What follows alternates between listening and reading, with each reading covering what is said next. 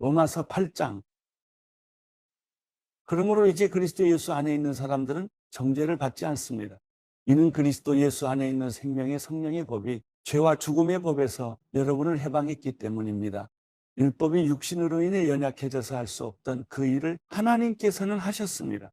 곧 하나님께서는 죄를 속량해 주시려고 자기 아들을 죄 있는 육신의 모습으로 보내셔서 육신 안에서 죄를 심판하셨습니다. 이는 육신을 따라 살지 않고 성령을 따라 사는 우리에게 율법의 요구가 이루어지게 하시려는 것입니다. 육신을 따라 사는 사람은 육신의 일을 생각하지만 성령을 따라 사는 사람은 성령의 일을 생각합니다. 육신의 생각은 죽음이지만 성령의 생각은 생명과 평안입니다. 육신의 생각은 하나님을 적대하는 것입니다. 그것은 하나님의 법에 복종하지 않을 뿐더러 복종할 수도 없습니다. 육신 안에 사는 사람들은 하나님을 기쁘시게 할 수 없습니다. 그러나 하나님의 영이 여러분 안에 거하시면 여러분은 육신에 있지 않고 성령 안에 있습니다. 누구든지 그리스도의 영이 없으면 그리스도의 사람이 아닙니다. 그러나 그리스도가 여러분 안에 계시다면 몸은 죄로 인해 죽으나 영은 의로 인해 살아 있습니다. 예수를 죽은 사람 가운데서 살리신 분의 영이 여러분 안에 거하시면 그리스도 예수를 죽은 사람 가운데서 살리신 분께서 여러분 안에 거하시는 자기 영으로 인해 여러분의 죽을 몸도 살리실 것입니다. 그러므로 형제들이여, 우리는 육신을 따라 살아야 하는 육신에 빚진 사람이 아닙니다. 만일 여러분이 육신을 따라 살면 반드시 죽을 것이지만 성령으로 몸의 행실을 죽이면 살 것입니다. 누구든지 하나님의 영으로 인도를 받는 사람들은 하나님의 아들들입니다. 여러분은 다시 두려움에 이르게 하는 종의 영을 받지 않고 양자의 영을 받았습니다. 우리는 그 영으로 아바 아버지라고 부릅니다. 성령은 친히 우리의 영과 더불어 우리가 하나님의 자녀임을 증언합니다. 우리가 자녀이면 또한 상속자입니다. 우리가 그리스도와 함께 영광을 받기 위해 그분과 더불어 고난을 받으면 우리는 하나님의 상속자예요. 그리스도와 함께 상속자가 됩니다. 현재의 고난은 앞으로 우리에게 나타날 영광과 좋게 비교할 수 없다고 생각합니다. 피조물은 하나님의 아들들이 나타나기를 고대하고 있습니다. 피조물이 허무한데 굴복하게 된 것은 자신의 뜻이 아니라 오직 굴복하게 하시는 분으로 인한 것입니다. 그러나 피조물도 소망 가운데 있으니 이는 피조물 자신도 썩어짐의 종로로 타는 데서 벗어나 하나님의 자녀가 누릴 영광의 자유에 이를 것이기 때문입니다. 우리는 모든 피조물이 지금까지 함께 탄식하며 함께 해산의 고통을 겪고 있다는 것을 알고 있습니다. 그뿐 아니라 또한 성령의 첫 열매를 가진 우리조차도 속으로 탄식하며 양자된 곧 우리 몸의 구속을 기다리고 있습니다. 이는 우리가 이 소망 가운데 구원을 받았기 때문입니다. 그러나 눈에 보이는 소망은 소망이 아닙니다. 보이는 것을 누가 소망하겠습니까? 만일 우리가 보지 못하는 것을 소망한다면 참고 기다려야 합니다. 성령께서도 우리의 연약함을 도와주십니다. 우리는 마땅히 무엇을 기도해야 할지 알지 못하지만 오직 성령께서 친히 말로 할 수 없는 탄식으로 우리를 위해 간구하십니다. 마음을 살피시는 분께서 성령의 생각이 무엇인지 아십니다. 이는 성령께서 하나님의 뜻을 따라 성도를 위해 간구하시기 때문입니다. 우리는 하나님을 사랑하는 사람들, 곧 그분의 뜻을 따라 부르심을 받은 사람들에게는 모든 것이 합력해 선을 이루는 줄을 압니다. 하나님께서는 미리 아신 사람들을 자기 아들의 형상을 닮게 하시려고 또한 미리 정하셨습니다. 이는 그 아들이 많은 형제들 가운데 맏아들이 되게 하시기 위함입니다. 하나님께서는 미리 정하신 그들을 또한 부르시고 부르신 그들을 또한 의롭다 하시고 의롭다 하신 그들을 또한 영화롭게 하셨습니다. 그러면 이 일에 대해 우리가 무슨 말을 하겠습니까? 하나님께서 우리를 위하시면 누가 우리를 대적하겠습니까? 자기 아들을 아끼지 않으시고 우리 모두를 위해 내어주신 분께서 어떻게 아들과 함께 모든 것을 우리에게 은혜로 주지 않으시겠습니까? 누가 하나님께서 택하신 자들을 고소할 수 있겠습니까? 의롭다고 인정하신 분은 하나님이십니다. 누가 정죄하겠습니까? 죽었을 뿐 아니라 살리심을 받으신 분은 그리스도 예수이십니다. 그분은 하나님 오른편에 계시며 우리를 위해 간구하십니다. 누가 우리를 그리스도의 사랑에서 끊을 수 있겠습니까?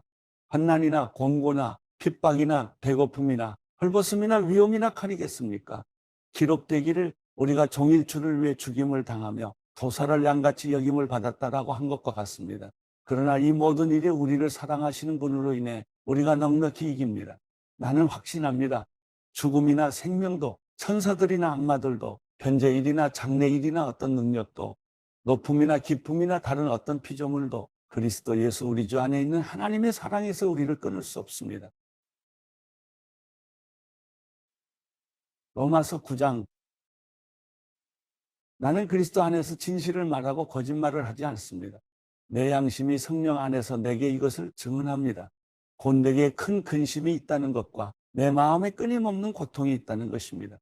나는 내 형제, 곧 육신을 따라된 내 동족을 위해서라면 나 자신이 저주를 받아 그리스도에게서 끊어진다 할지라도 좋습니다. 내 동족은 이스라엘 사람입니다.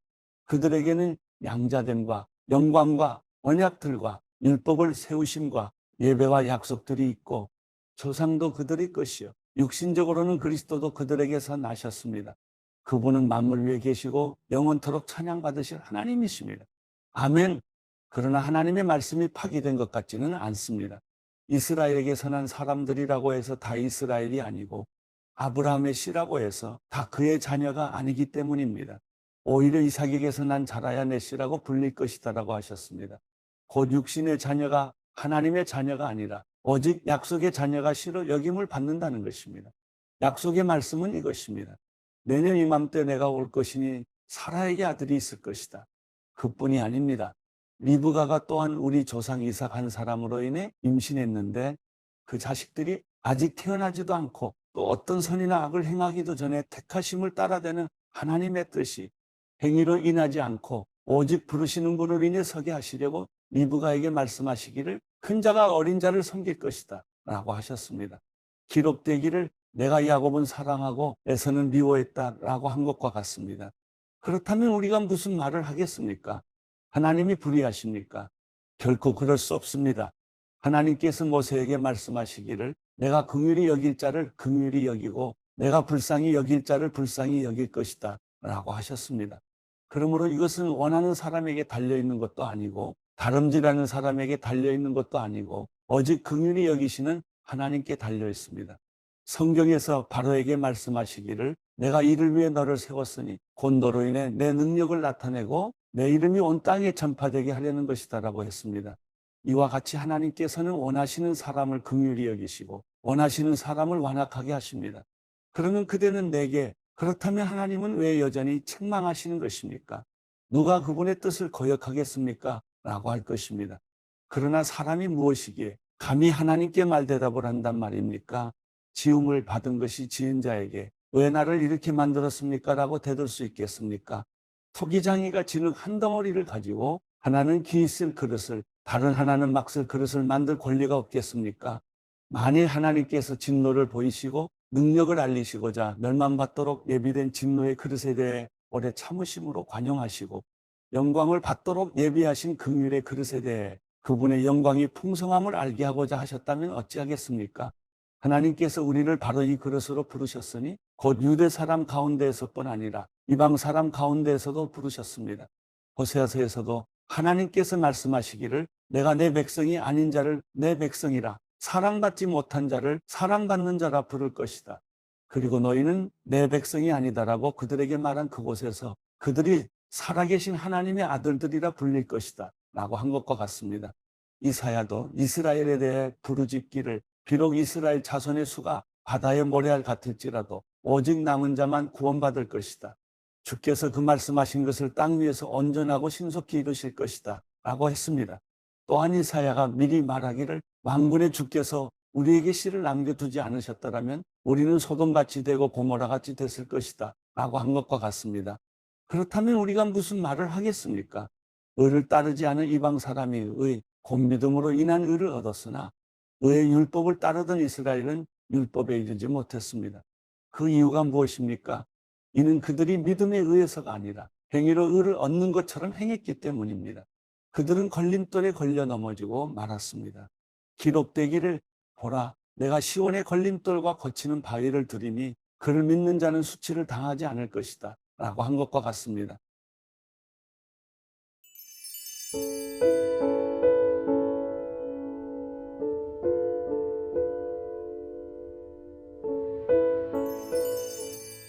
시편 18편 내 힘이 되신 여호와여 내가 주를 사랑합니다. 여호와는 내 바위시여 내 산성이시여 나를 건져내는 분이시며 내 힘이신 내 하나님은 내가 피할 바위십니다. 내 방패 내 구원의 뿔 내 산성이십니다. 찬양받아 마땅하신 여호와를 내가 부르니 내가 내 적들로부터 구원을 받을 것입니다.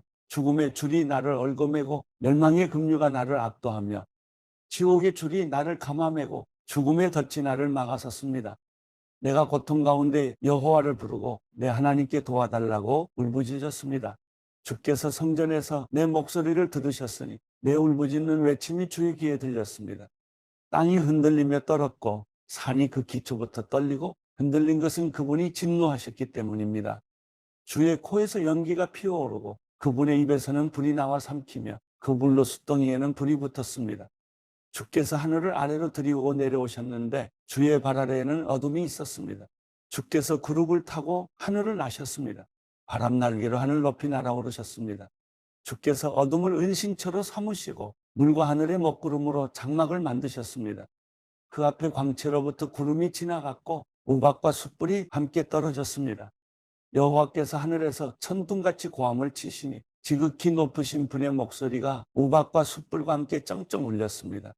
주께서 화살을 쏘아 적들을 흩으시고 번개를 쏘아 그들이 쩔쩔매게 하셨습니다.